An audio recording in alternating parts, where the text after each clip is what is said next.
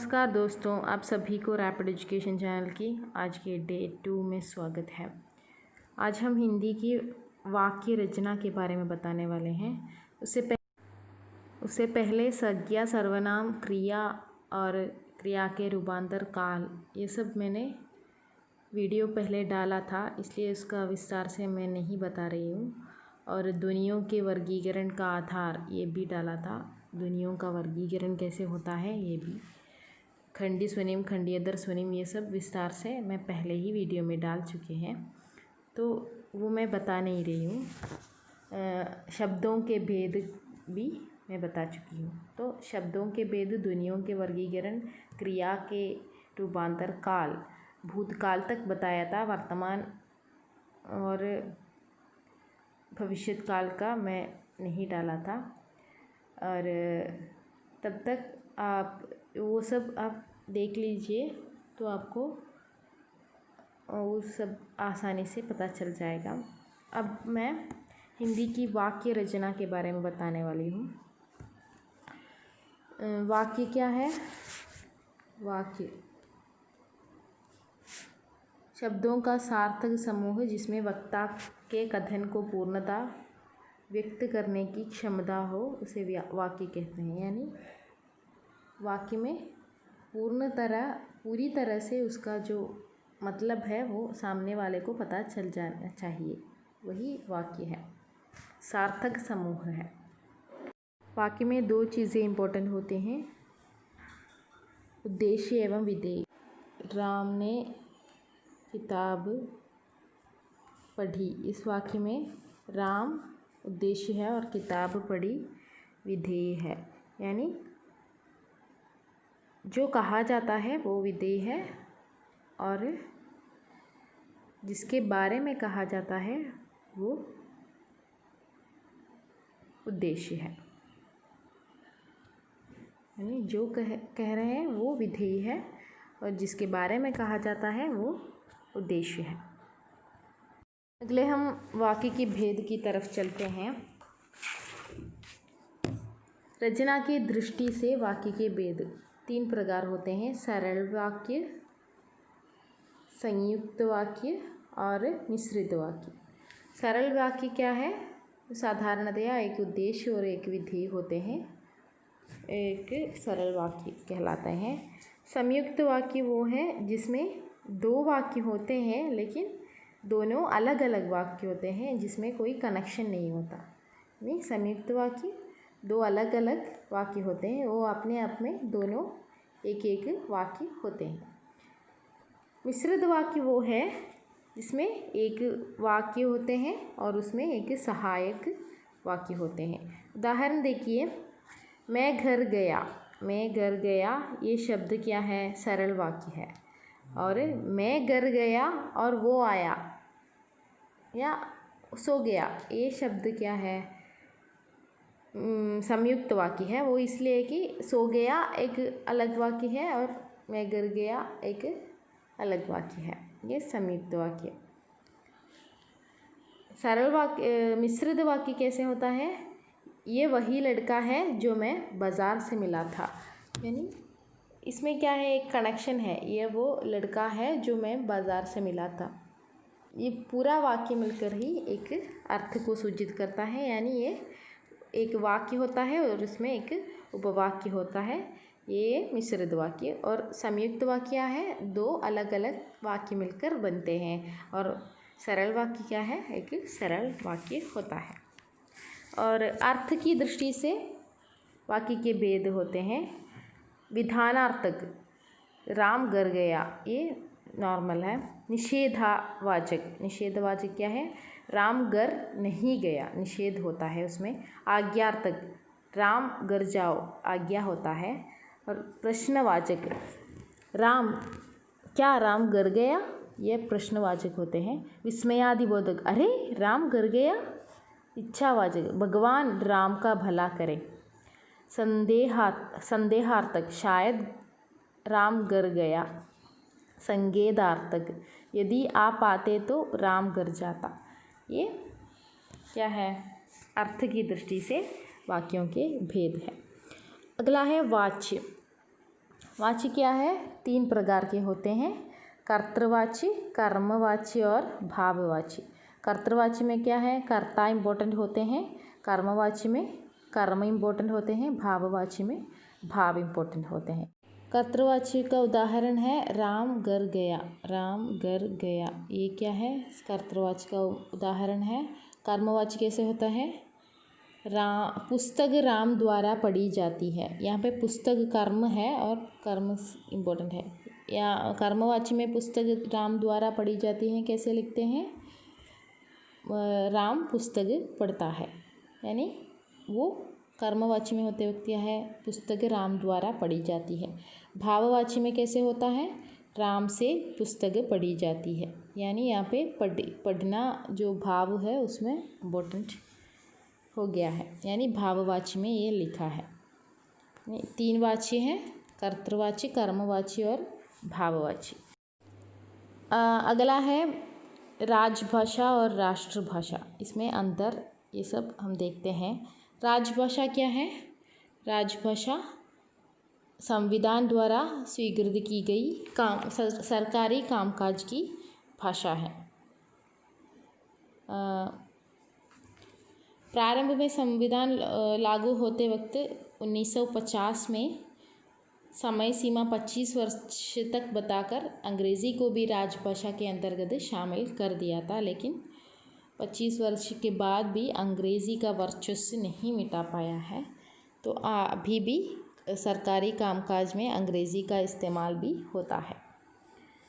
मुख्य रूप से हम बता सकते हैं कि हिंदी भारत की राजभाषा एवं राष्ट्रभाषा दोनों हैं, लेकिन सरकारी कामकाज की जो भाषा बनी है वो अभी भी अंग्रेज़ी में जारी है। अब हम राष्ट्रभाषा देखते हैं। राष्ट्रभाषा क्या है? किसी देश की बहुसंख्यक लोगों की भाषा है राष्ट्रभाषा। राजभाषा क्या है? सरकारी कामकाज की भाषा है, और राष्ट्रभाषा किसी देश की बहुसंख्यक लोगों की भाषा है, और इससे राजभाषा का कोई कनेक्शन नहीं है। जो भाषा बहुसंख्यक लोगों द्वारा बोली जाती है वही भाषा राष्ट्रभाषा है। इसमें सरकारी कामकाज करती है, ये सब जो भाषा सरकारी कामकाज करती है उस भाषा का राष्ट्रभाषा से कोई मतलब नहीं है। तो इसका मतलब राष्ट्रभाषा हिंदी ही है, इसमें कोई संदेह नहीं है, लेकिन राजभाषा जो है वो अभी भी कुछ हद तक अंग्रेज़ी ही बनी हुई है। जब संविधान बना रहे थे तो ये डिस्कशन हुआ था कि हिंदुस्तान की राजभाषा कौन सी होनी चाहिए। पर्याप्त विचार विमर्श के उपरांत 14 सितंबर 1949 को संविधान सभा ने एक मत से ये निर्णय लिया कि हिंदी ही भारत की राजभाषा होगी। सितंबर 1949 को क्या हो गया?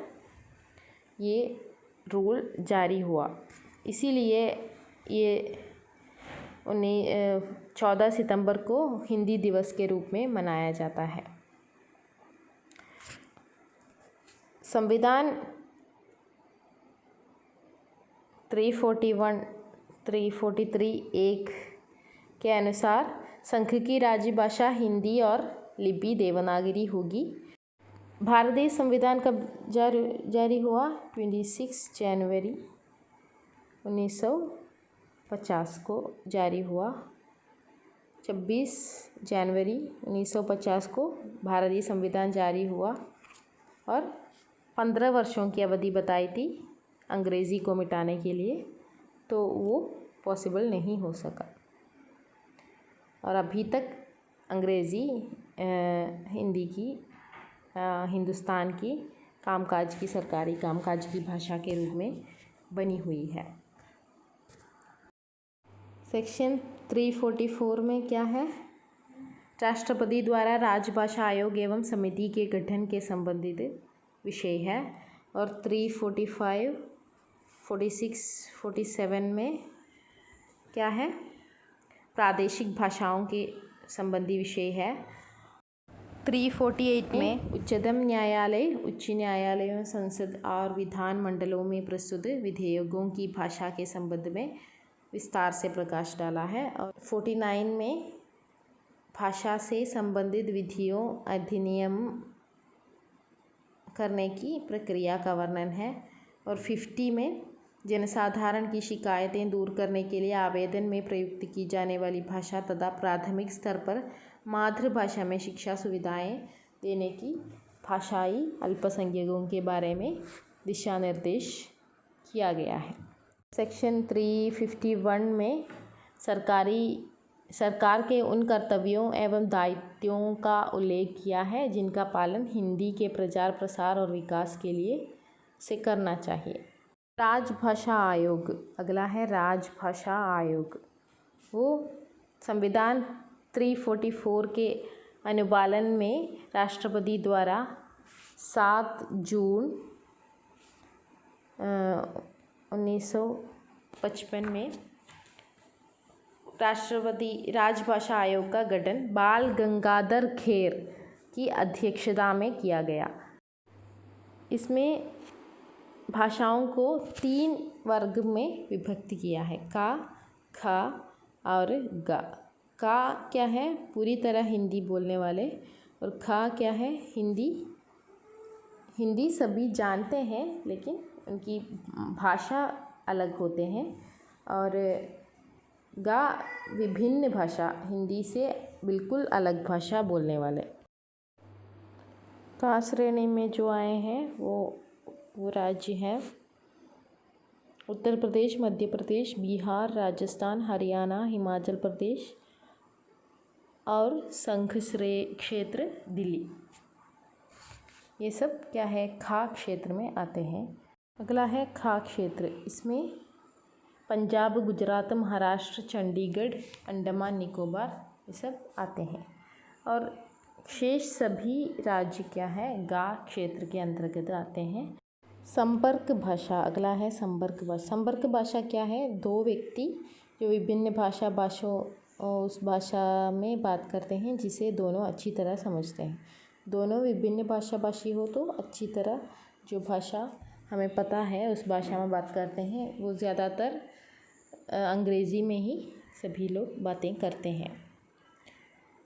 अगला है मानक भाषा। मानक भाषा क्या है? मानक भाषा क्या है? परिनिष्ठित की गई भाषा है।